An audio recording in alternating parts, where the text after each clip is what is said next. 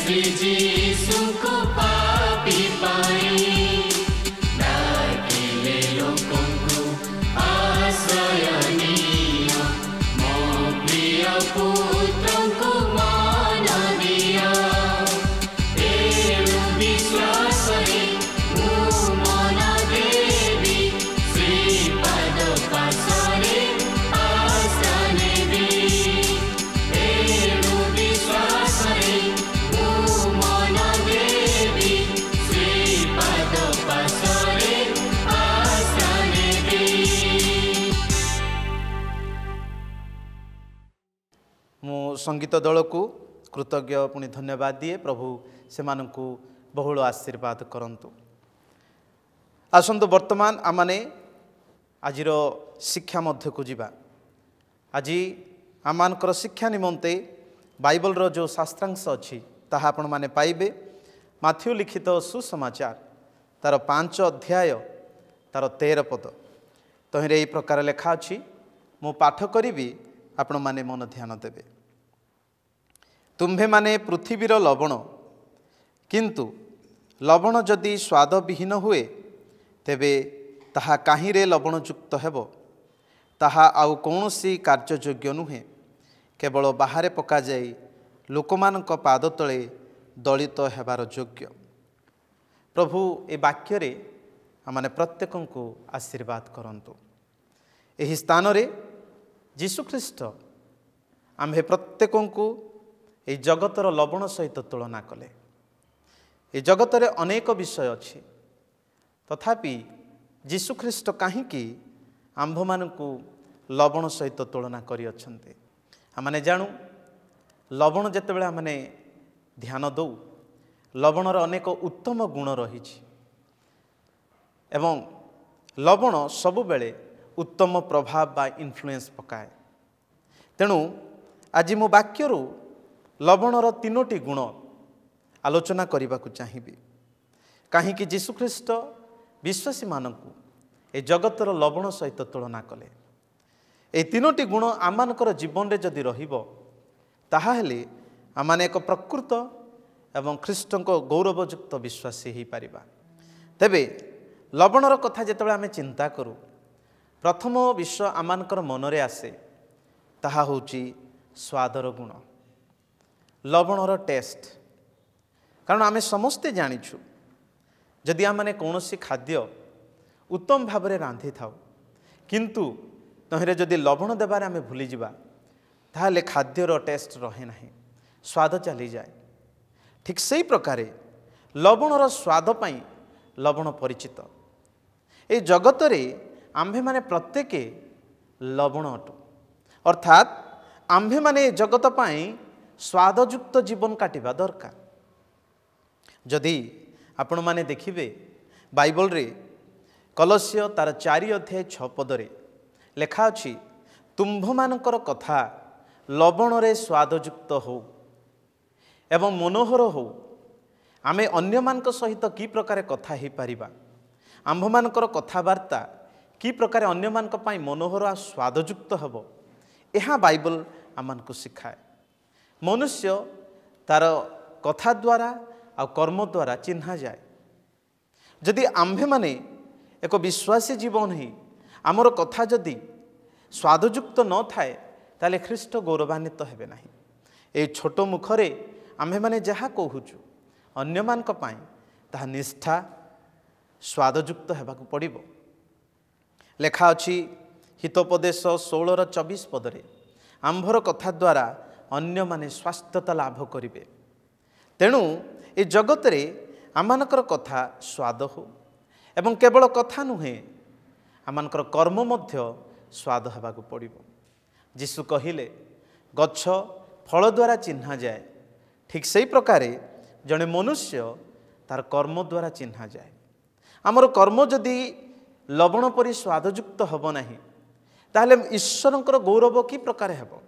तेणु सेही माथ्यू तार 5 अध्याय 16 पदरे लेखागला तुम्भ मानकर उत्तम कर्म लोक माने देखी ईश्वरंकर महिमा कीर्तन करिवे।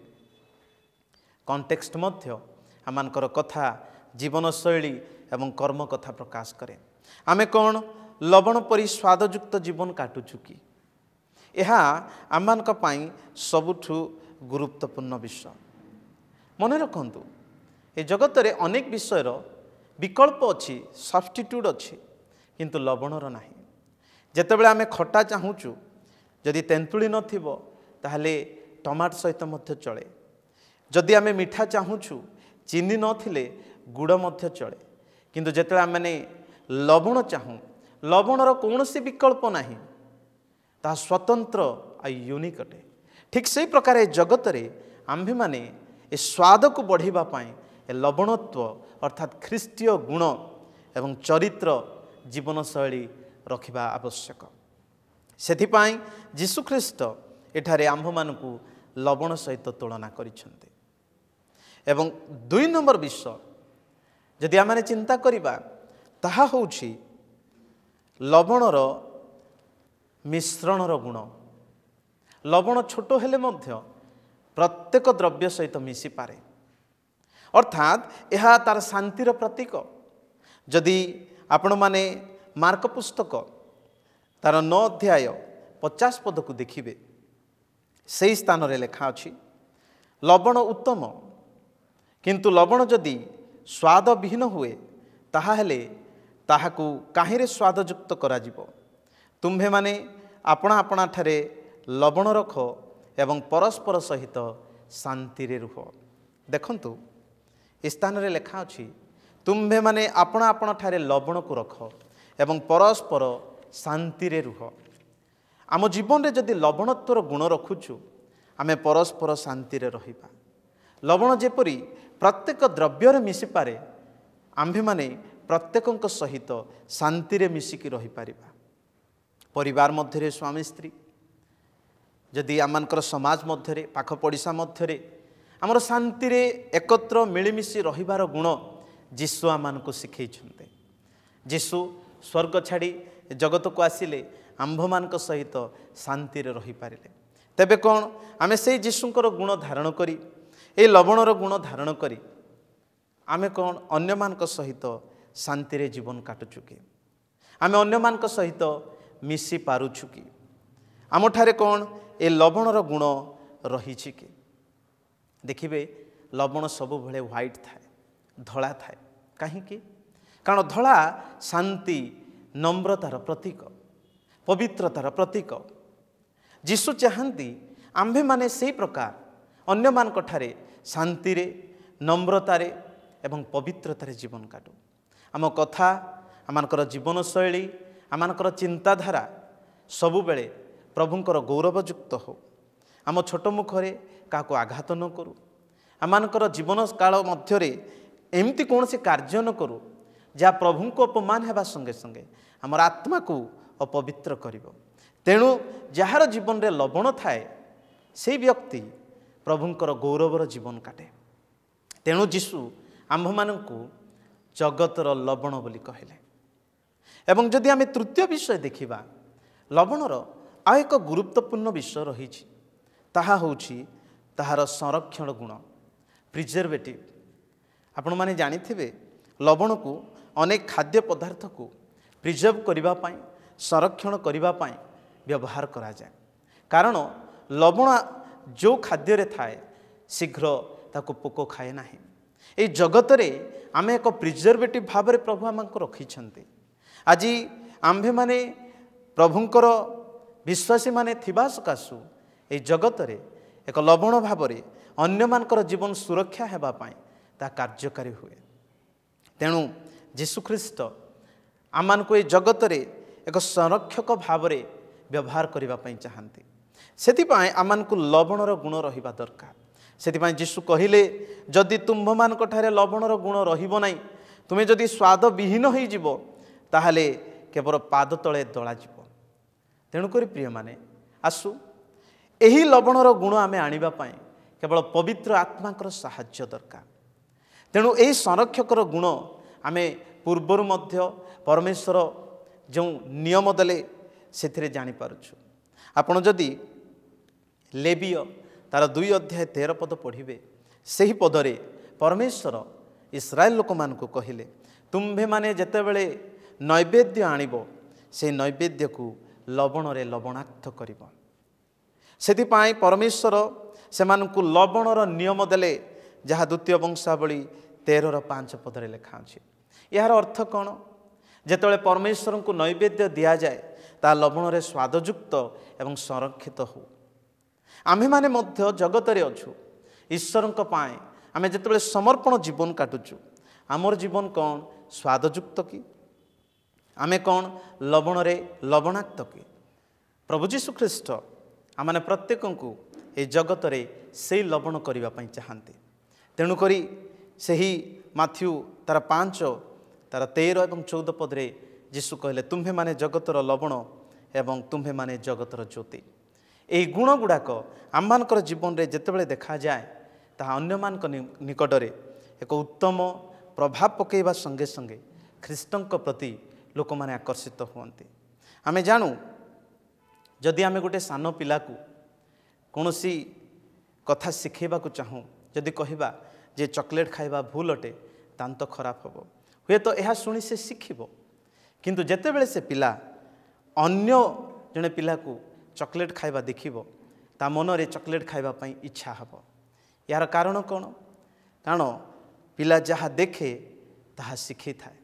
ମନେ ରଖନ୍ତୁ ପ୍ରିୟମାନେ, ଏହି ଜଗତରେ ଯୀଶୁଖ୍ରୀଷ୍ଟ ଆମମାନଙ୍କୁ ଏଥିପାଇଁ ରଖିଛନ୍ତି ଯେ ଆମ୍ଭେମାନେ ଏହି ଜଗତରେ ଖ୍ରୀଷ୍ଟଙ୍କୁ ଦେଖାଇ ପାରିବା। ଆମ୍ଭମାନଙ୍କର ଚରିତ୍ରରେ, ଆମମାନଙ୍କର ଜୀବନଶୈଳୀରେ ଲୋକ ଯୀଶୁଙ୍କୁ ଦେଖିବା ପାଇଁ ଚାହାନ୍ତି। ତେଣୁ ଏହି ଲବଣତ୍ୱର ଗୁଣ ଆମ ଜୀବନରେ ଯଦି ଆମେ ଆଣିବାକୁ ଚାହୁଁଛୁ, ଏହା ଆମ ନିଜର ଚେଷ୍ଟାରେ ହୁଏ ନାହିଁ। ଖ୍ରୀଷ୍ଟଙ୍କର ପବିତ୍ର ଗୁଣକୁ ଏହି ପାପମୟ ଜଗତରେ ଆମ୍ଭେମାନେ ଯଦି ଧରିବା ପାଇଁ ଚାହୁଁଛୁ, ତେବେ ପବିତ୍ର ଆତ୍ମାଙ୍କର ସାହାଯ୍ୟ ନିହାତି ଆବଶ୍ୟକ। ଯେତେବେଳେ ଆମେ ପବିତ୍ର ଆତ୍ମାଙ୍କର ପୂର୍ଣ୍ଣତାର ଜୀବନ କାଟୁ, ସେତେବେଳେ ଆମେ ପ୍ରଭୁଙ୍କର ସନ୍ତୋଷଜନକ ଜୀବନ କାଟି ପାରିଥାଉ ଏବଂ ଅନ୍ୟମାନଙ୍କ ନିକଟରେ ଆମେ ପ୍ରଭୁଙ୍କର ଗୌରବ ହେବା ସଙ୍ଗେ ସଙ୍ଗେ ଏକ ଖ୍ରୀଷ୍ଟୀୟ ପ୍ରଭାବ ଆମେ ପକାଇ ପାରିଥାଉ। ଲୋକ କହିବେ, ହଁ, ଏହାଙ୍କଠାରେ ଖ୍ରୀଷ୍ଟଙ୍କର ଗୁଣ ରହିଛି। ତେବେ ଆସୁ ସେ ପବିତ୍ର ଆତ୍ମାରେ ପୂର୍ଣ୍ଣ ଜୀବନ କାଟୁ କାଟୁ ଆମ ମନକୁ, ଆମ ଜୀବନକୁ ଏହି ପ୍ରକାର ଖ୍ରୀଷ୍ଟଙ୍କର ଗୁଣରେ ପରିପୂର୍ଣ୍ଣ କରିବା, ଯଦ୍ୱାରା ପ୍ରଭୁ ମହିମାନ୍ୱିତ ହେବା ସଙ୍ଗେ ସଙ୍ଗେ ଅନ୍ୟମାନେ ଖ୍ରୀଷ୍ଟଙ୍କର ଚରିତ୍ର ଏବଂ ଗୁଣକୁ ଆମ ଦ୍ୱାରା ପରିଚୟ ପାଇବେ। ତେଣୁ ଏଥିପାଇଁ ଆମେ କ'ଣ ଏକ ନିଷ୍ପତ୍ତି ନେଉଛୁ କି ଯେ ଆମେ ଏକ ଲବଣତ୍ୱର ଜୀବନ କାଟିବୁ, ଖ୍ରୀଷ୍ଟଙ୍କ ଚରିତ୍ରରେ ପୂର୍ଣ୍ଣ ଜୀବନ କାଟିବୁ, ଯଦ୍ୱାରା ଆମେ ଅନ୍ୟମାନଙ୍କ ନିକଟରେ ପ୍ରଭୁଙ୍କୁ ପ୍ରକାଶ କରୁ କରୁ ଖ୍ରୀଷ୍ଟଙ୍କର ସନ୍ତୋଷଜନକ ହେବୁ। ଯଦି ଏହା ଆପଣମାନେ ଚାହୁଁଛନ୍ତି, ତାହେଲେ ପ୍ରଭୁଙ୍କଠାରେ ନିଜକୁ ସମର୍ପଣ କରି ଏକ ସିଦ୍ଧାନ୍ତମୂଳକ ପ୍ରାର୍ଥନା କରିବା ନିହାତି ଆବଶ୍ୟକ। ତେଣୁ ଆପଣମାନଙ୍କୁ ଅନୁରୋଧ କରିବି, ଏ ବାକ୍ୟ କେବଳ ଶ୍ରୋତା ନ ହେଉ, ବରଂ ପ୍ରଭୁଙ୍କଠାରେ ଗୋଟେ ନିଷ୍ପତ୍ତି ନେଉ। ସେଥିପାଇଁ ବାଇବଲରେ ଆମମାନେ ଦେଖିପାରୁଛୁ, ଯଦି ଆପଣମାନେ ଗାଲାତୀୟ ତାର 2 ଅଧ୍ୟାୟ 20 ପଦକୁ ପଢ଼ିବେ, ପାଉଲ ସ୍ପଷ୍ଟ ଭାବରେ ଗୋଟେ ଖ୍ରୀଷ୍ଟୀୟ ଜୀବନର ଚରିତ୍ରକୁ ପ୍ରକାଶ କରିବା ପାଇଁ ଆହ୍ୱାନ ଦେଇଛନ୍ତି। ସେଠାରେ ଲେଖା ଅଛି, ମୁଁ ଖ୍ରୀଷ୍ଟଙ୍କ ସହିତ କ୍ରୁଶରେ ହତ ହୋଇଅଛି। ମୁଁ ଆଉ ଜୀବିତ ନୁହେଁ, ଖ୍ରୀଷ୍ଟ ମୋ ଠାରେ ଜୀବିତ ଅଛନ୍ତି। ତାହା ମୁଁ ଶରୀରରେ ଥାଇ ବର୍ତ୍ତମାନ ଯେଉଁ ଜୀବନଯାପନ କରୁଅଛି, ତାହା ବିଶ୍ୱାସରେ ଏବଂ ଈଶ୍ୱରଙ୍କର ଯେଉଁ ପୁତ୍ର ମୋତେ ପ୍ରେମ କରି ମୋ ନିମନ୍ତେ ଆପଣଙ୍କୁ ଉତ୍ସର୍ଗ କଲେ, ତାହାଙ୍କଠାରେ ବିଶ୍ୱାସ କରି ଜୀବନଯାପନ କରୁଅଛି। ଯୀଶୁଙ୍କଠାରେ ବିଶ୍ୱାସର ଜୀବନଯାପନ, ଏହି ଜଗତ ପ୍ରତି ଯେତେବେଳେ ଆମେ କୃଷାର୍ପିତ ହେଉ ଏବଂ ଏହି ଜୀବନରେ ଖ୍ରୀଷ୍ଟଙ୍କୁ ମହିମାନ୍ୱିତ କରୁ, ସେତେବେଳେ ପ୍ରଭୁ ଏହି ଲବଣତ୍ୱ ଆମ ଜୀବନରେ ଦେଖନ୍ତି। ଏହି ମହିମାନ୍ୱିତ କହିଲେ ବିଶେଷ କରି ମ୍ୟାଗ୍ନିଫାଇ କହିଲେ ଛୋଟ ବିଷୟକୁ ବଡ଼ କରି ଦେଖାଇବା। ଏ ଜଗତରେ ଆମ୍ଭେମାନେ ଖ୍ରୀଷ୍ଟଙ୍କୁ ଅଧିକ ସ୍ପଷ୍ଟ କରି ଲୋକମାନଙ୍କ ନିକଟରେ ଖ୍ରୀଷ୍ଟଙ୍କ ଚରିତ୍ରକୁ ପ୍ରକାଶ କରିବା ପାଇଁ ରଖିଅଛନ୍ତି। ଆଉ ତାହା ସେତେବେଳେ ସଫଳ ହୁଏ ଯେତେବେଳେ ଆମେ ଜଗତ ପ୍ରତି, ଜଗତର ପାପ ପ୍ରତି ମୃତ ହେଉ ଏବଂ ଖ୍ରୀଷ୍ଟଙ୍କ ପ୍ରତି ଜୀବିତ ହେଉ ଏବଂ ଖ୍ରୀଷ୍ଟଙ୍କର ବିଶ୍ୱାସରେ ଜୀବନ କାଟୁ। ଆମମାନଙ୍କର ଶରୀର ଉତ୍ତମ ପାଇଁ ଆମେ ଉତ୍ତମ ଖାଦ୍ୟ ଖାଇବାକୁ ପଡ଼େ, କିନ୍ତୁ ଆମର ଆତ୍ମିକ ଜୀବନର ଯଦି ଉତ୍ତମ ଚାହାନ୍ତି, ଉତ୍ତମ ଚିନ୍ତାଧାରା ଏବଂ ଉତ୍ତମ କାର୍ଯ୍ୟ ଏବଂ ଖ୍ରୀଷ୍ଟଙ୍କର ବାକ୍ୟରେ ଜୀବନକୁ ଯଦି ପରିପୂର୍ଣ୍ଣ କରିବେ, ତାହେଲେ ଆମ ଜୀବନରେ ଲବଣତ୍ୱ ପରିପୂର୍ଣ୍ଣ ହେବ। ତେଣୁ ଆସୁ ଆମେ ସେହି ଲବଣକୁ ରଖିବା ଏବଂ ଆତ୍ମାରେ ଜୀବନ କାଟି ପ୍ରଭୁଙ୍କୁ ଗୌରବ ନେଇ ପ୍ରଭୁଙ୍କର ଗୌରବାର୍ଥେ ଜୀବନ କାଟିବା, ଯଦ୍ୱାରା ପ୍ରଭୁ ମହିମାନ୍ୱିତ ହେବେ, ଆମ ଜୀବନରେ ସନ୍ତୁଷ୍ଟ ହେବେ। ପ୍ରଭୁ ଏ ବାକ୍ୟରେ ଆମେ ପ୍ରତ୍ୟେକ ଦର୍ଶକ ବନ୍ଧୁଙ୍କୁ ଆଶୀର୍ବାଦ କରନ୍ତୁ। ଆମେନ୍।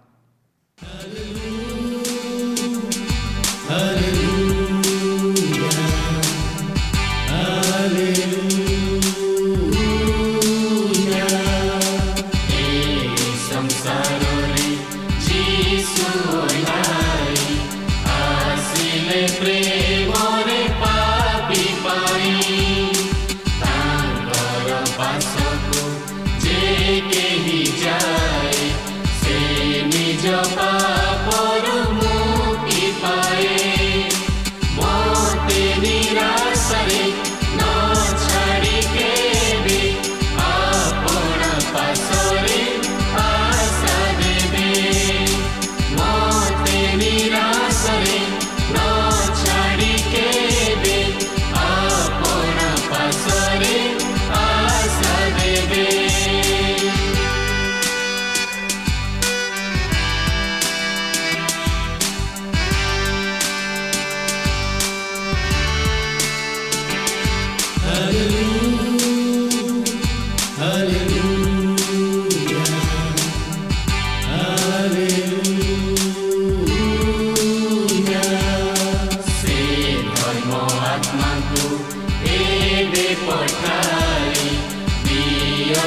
स्वर्गरु पापी पाई से संसार रे बाट देखांती मुक्तिर मार्ग रे नहीं जानती पितांक पास रे से मते नेबे स्वर्ग निवास रे जागा देबे पितांक पास रे से मते नेबे स्वर्ग निवास रे जागा देबे ईश्वर स्वर्गरु प्रेम देखाई देले श्री जीशु को पापी पाई डाकिले लोकों को आश्रय नियो मो प्रिय पुत्र को मान दिया एणु विश्वास रे मु मन देवी श्रीपाद पाशरे आशा नेबी एणु विश्वास रे मु मन देवी श्रीपाद पाशरे आशा नेबी।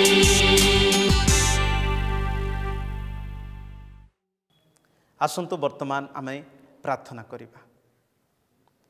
सर्वशक्तिमान अनुग्रहदाता मंगलमय प्रभु तुम्भे आमको सही लवण कर लवणर गुण रे स्वादयुक्त कर जद्वारा अन्य मान निकटरे आमे जेपरि प्रभावित हो पारिबु एवं ख्रीष्ट को गौरवान्वित करिबु साहाय्य कर जेते निष्पत्ति नहीं आशीर्वाद कर यीशु नाम रे मागु अछु आमेन।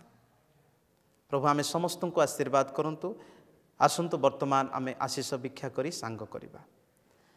एतले पिता ईश्वर असीम प्रेम प्रभु जीशु ख्रीष्टंकर अनुग्रह दया पवित्र आत्मांकर शांति शक्ति सहभागिता एठार उपस्थित प्रत्येक दर्शक मानक जीवन रे संगे संगे सहवर्ती हेतु आमेन। धन्यवाद।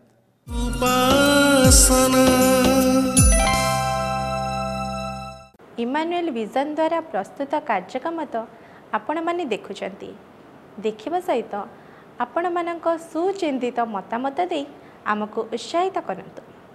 एहा सहित आमर एही कार्यक्रम डीडी ओडिया टीवी चैनल रे प्रत्येक सोमवार राति 8:30 रु 9 प्रसारित होछि देखिबाकू यत्नवान हेबे।